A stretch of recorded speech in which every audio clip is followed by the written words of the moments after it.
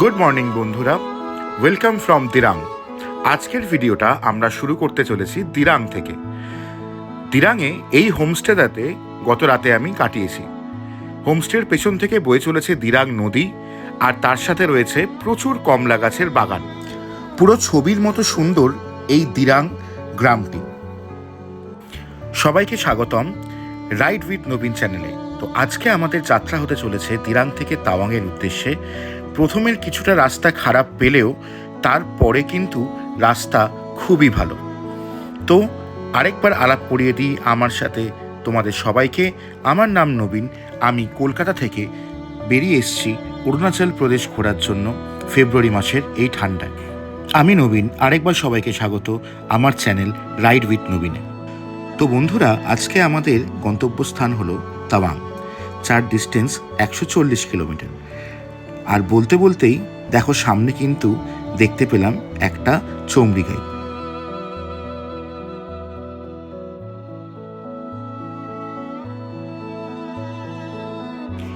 আজকে আমি total cover করতে চলেছি প্রায় 140 কিলোমিটার দিরাং থেকে তাওয়াং পর্যন্ত ভায়া সেলা পাস, যেখানে আমি দেখতে পাবো সেলা লেক। সেলা লেকের উচ্চতা 13,700 ফিট এবং যার টেম্পারেচার থাকে কিন্তু -5 ডিগ্রির কাছাকাছি, বিশেষ করে এই ফেব্রুয়ারি মাসের ঠান্ডায়। দেখো সামনের আকাশটা কি দারুণ সুন্দর লাগছে। আমি একটা আর্মি ক্যান্টনমেন্ট এরিয়া ক্রস করছি, কিন্তু এখানে কিন্তু পারমিট দেখানোর কোনো প্রয়োজনীয়তা কিছু নেই। আমি অলরেডি আমার আগের ভিডিওটাতে শেয়ার করে রেখেছি যে কিভাবে অরুণাচল ঘুরতে এলে তোমাদের একটা পারমিট বানাতে হয়। সেই পারমিটটা বানানো খুবই সহজ, তোমরা নিজেরাও বানাতে পারো, কিংবা আমি ডেসক্রিপশানেতে ব্রোকারের নাম্বার দিয়ে দেবো, তাকে কন্ট্যাক্ট করেও কিন্তু তোমরা খুব সহজেই অরুণাচল ঘোরার পারমিটটাকে বাড়িয়ে নিতে পারো।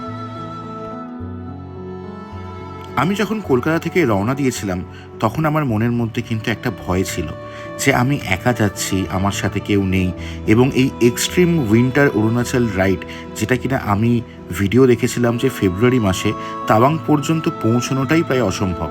সেই অবস্থায় আমি একা যাচ্ছি, আমার সব কিছু ঠিকঠাক থাকবে কিনা, আমি পারবো কিনা।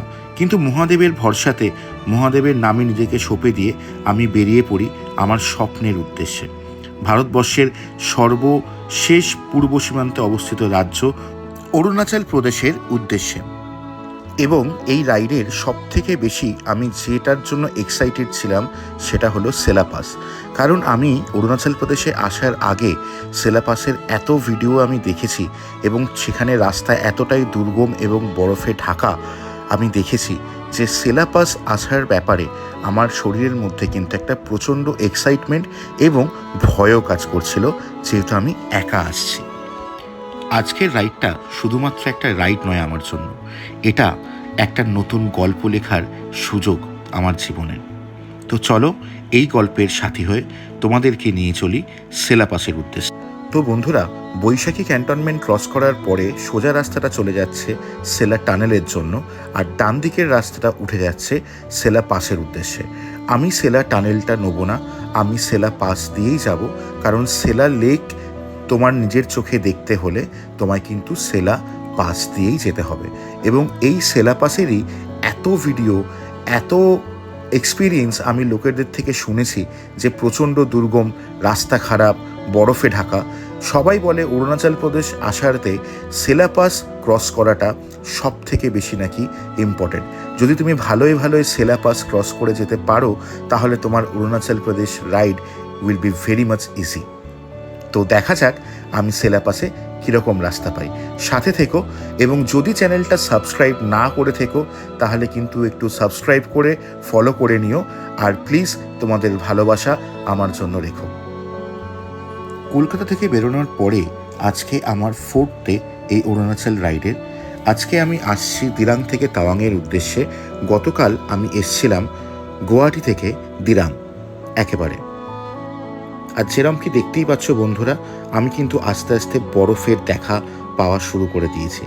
ভালোই কিন্তু আস্তে আস্তে বরফ দেখতে পাচ্ছি। ডান দিকে রয়েছে আমার খাদ, আর বাঁ দিকে পাহাড়ের গায়েতে রয়েছে বরফ। দেখো ব্ল্যাক আইসও কিন্তু শুরু হয়ে গেল। এই যে বাঁ দিকে রাস্তায় যে ভিজে ভিজে যেগুলো রয়েছে, এগুলো কিন্তু পুরোটাই কিন্তু ব্ল্যাক আইস, এবং রাস্তার ডান দিকেও কিন্তু বরফ পড়ে রয়েছে।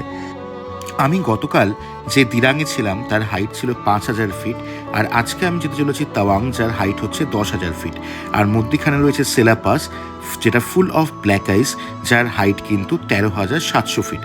তো দেখতেই পাচ্ছ রাস্তা যত উপরে উঠছি ঠান্ডা বাড়ছে এবং সাথে সাথে কিন্তু বরফ এবং ব্ল্যাক আইসের দেখা একইভাবে পড়ছে। যখনই এরকম ব্ল্যাক আইসের মধ্যে দিয়ে গাড়ি চালাবে তখন কিন্তু খুব সাবধানে গাড়ি চালাবে, কারণ এই ব্ল্যাক আইস কিন্তু আমাদের বাইকার্সদের জন্য নাইটমেয়ারের মতো। কারণ কোথায় জল এবং কোথায় ব্ল্যাক আইস রয়েছে দূর থেকে তুমি বুঝতে পারবে না, এবং তুমি জল ভেবে নর্মাল যাবে আর ব্ল্যাক আইস হয়ে চাকাটা স্কিড করে সেখানে দুম করে পড়বে। দেখতেই পাচ্ছ এখানে চারদিকে ব্ল্যাক আইস, পুরো ডান দিকটায় ব্ল্যাক আইস ভরে রয়েছে। ওই জন্য যতটা সম্ভব বাঁদিক খাদ থাকলেও আমি সেদিকটা ধরেই কিন্তু যাওয়ার চেষ্টা করছি, যাতে ব্ল্যাক আইসের মধ্যে আমার চাকা না পড়ে। আমি কিন্তু চাকায় এখনো পর্যন্ত চেন লাগাইনি, কারণ এই বরফে চেন লাগানোর প্রয়োজনীয়তা নেই। যদিও আমি চেন ক্যারি করেছি কলকাতা থেকে, আমি একদম কাস্টমাইজ ওয়েতে আমার নিজের বাইকের জন্য চেন বানিয়েছি। যদি সেই চেনটাও কিভাবে বানাবে তোমাদের জানার থাকে সেটা কমেন্টে বলো, আমি কিন্তু সেটার ডিটেলসও তোমাদেরকে শেয়ার করে দেবো। তো যেরকম কি দেখতে পাচ্ছ অরুণাচলের অসম্ভব সুন্দর সৌন্দর্য, সাথে কনকনে ঠান্ডা এবং বরফকে সাথে করে আমি অলমোস্ট পৌঁছে গেছি সেলা পাসের কাছাকাছি। দেখা যাচ্ছে সেলা টপ গেট, বাঁদিকে হচ্ছে আর্মি ক্যান্টনমেন্ট এরিয়া, আর এই দেখো তোমাদের ভাই কিন্তু পৌঁছে গেছে সেলা টপ 13,700 ফিট হাইটে।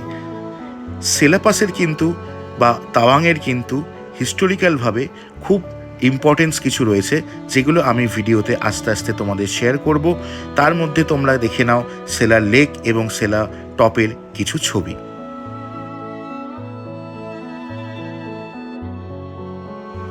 তো যথারীতি সেলা লেকের ভিউ পয়েন্টে কিছু ছবি তুলে আমি এগিয়ে যাচ্ছি একটু ফাঁকা জায়গার জন্য। মাঝে এরকম নতুন বরফ পড়া দেখতে পেয়ে নিজেকে আটকে রাখতে পারলাম না এই ছোটোবেলার স্বপ্নগুলো পূরণ করা থেকে। আর যেরকম কি দেখতে পাচ্ছ সেলা লেকটা কিন্তু পুরোপুরি জমে রয়েছে। আমি আরেকটু এগিয়ে যাচ্ছি ফাঁকা জায়গার দিকে, যাতে সেখান থেকে কিছু ভালো ভিউ পাই। তো দেখো বরফ কিন্তু আমার সঙ্গে লেগেই রয়েছে রাস্তার দুধারেই। টেম্পারেচার কিন্তু এখন বেশ ঠান্ডা, -5 তো হবেই প্রায়। এবং তার থেকেও যেটা বড় অসুবিধে সেটা হচ্ছে ঝড়ের মতো ঠান্ডা কনকনে হাওয়া। এই হাওয়া পুরো আমি সমেত আমার বাইককে দুলিয়ে দিচ্ছে, এতটাই জোরে হাওয়া দিচ্ছে। আর যেরকম কি তোমরা দেখতে পাচ্ছ বাঁদিকে কিন্তু সেলা লেক, যেটা কিন্তু কমপ্লিটলি এখন ফ্রোজেন হয়ে রয়েছে।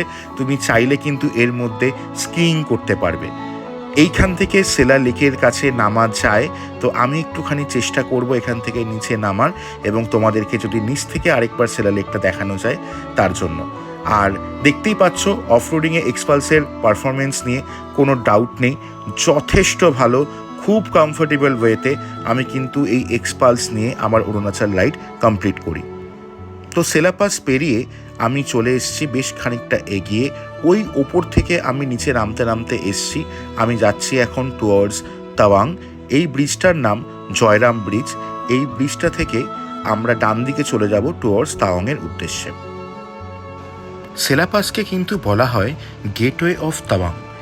বৌদ্ধরা মনে করে এখানে 101টা পবিত্র লেক আছে, এবং তার মধ্যে সবথেকে বড় লেকটি হলো সেলা লেক, যার জন্যই এখানে এত প্রেয়ার ফ্ল্যাগস কিন্তু লাগানো থাকে। আগে সারা বছর তাওয়াং যাওয়া যেত না সেলা পাসে বরফ থাকার জন্য, কিন্তু এখন 13,000 ফিট থেকে সেলা টানেল হয়ে যাওয়াতে সারা বছর কিন্তু তুমি তাওয়াং যেতে পারবে। আর বলতে বলতেই দেখো রাস্তায় কিন্তু পুরো ব্ল্যাক আইস ভরা। এই জায়গাটা যার জন্য কিন্তু একদম সাবধানে আমাকে যেতে হবে। আর সামনে বাঁদিকে যে ঝর্ণাগুলো দেখতে পাচ্ছি, ঝর্ণাগুলো কিন্তু পুরো জমে রয়েছে। এখানটা কিন্তু খুব ভালো ব্ল্যাক আইস রয়েছে, আশা করি বুঝতে পারছিলে সবাই, যার জন্য আমি খুবই আস্তে আস্তে জায়গাটা পার করলাম।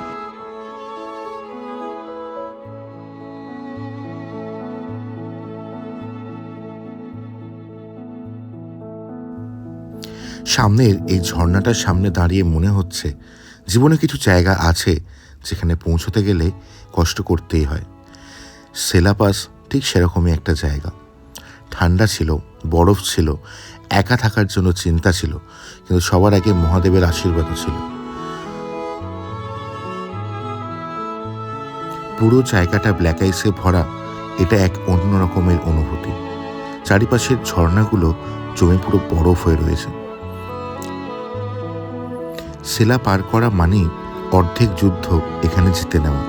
আমি অরুণাচল রাইডে আসার আগে কন্টিনিউ কিন্তু দেখে এসছি সব থেকে ভয়ঙ্কর যে রাস্তাটাকে বলা হয়েছে সেটা সেলা পাস।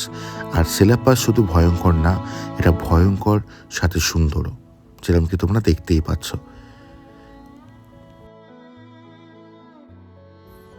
সেলা পাসের পরে তাওয়াং পর্যন্ত ম্যাক্সিমাম রাস্তাটাই কিন্তু পুরোটাই ডাউনহিল, এবং তার মধ্যে রাস্তায় চারপাশে কিন্তু এরকম বরফ ভরা।